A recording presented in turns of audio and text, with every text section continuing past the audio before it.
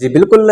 District शहीद बेनज़ीर आबाद जे अंदरि जेको तइलीमी निज़ाम आहे उन ते सख़्तु जेके आहिनि से कमिश्नर साहब जे तरफ़ां जेको 11 ऐं 12 जा पेपर हलंदड़ आहिनि उन ते सख़्तु अहकामात जारी कया विया कापी कल्चर जी रोकथाम जे हवाले सां।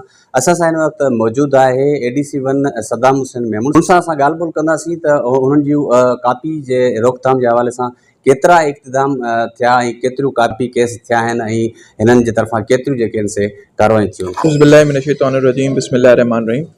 जीअं त असांजा फर्स्ट ईयर एंड इंटर जा एग्ज़ाम्स हली रहिया आहिनि त उन जे हवाले सां डिप्टी कमिश्नर शहीद बेनज़ीर आबाद अब्दुल समद निज़ामानी साहब जे ख़ुसूसी हिदायत ते 40 सेंटरनि ते तमामु रेवेन्यू जो अमलो ऐं उन सां गॾोगॾु असांजा जेके डॉक्टर्स आहिनि उन्हनि खे बि असां हुते डिप्यूट कयो आहे ऐं गॾोगॾु जेके असांजा एक्सीएंस आहिनि या जेके इंजीनियर्स आहिनि उन्हनि खे बि असां डिप्यूट कयो आहे फॉर मॉनिटरिंग पर्पज़िस।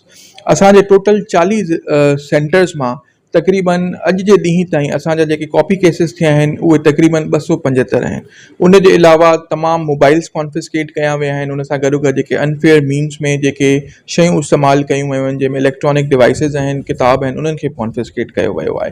उन जे अलावा जीअं त असांजो हिकिड़ो गवर्नमेंट सचल समस्त कॉलेज हुयो उते असांजी विज़िट्स जे दौरान रेगुलर चीटिंग बिल्कुलु पकड़ी पई वञे त इन जे करे उनखे ब्लैकलिस्ट कयो वियो आहे ऐं उन सेंटर खे बि कैंसिल कयो वियो आहे। त इन तवसुस सां मां तमामु जेके असांजा पेरेंट्स आहिनि वालदेन आहिनि उन्हनि खे बि इहो मैसेज ॾींदुसि त बराए महिरबानी पंहिंजे ॿारनि खे इन शइ जो इंश्योर कनि त हू कंहिं क़िस्म जी चीटिंग में उन्हनि खे सपोर्ट न कनि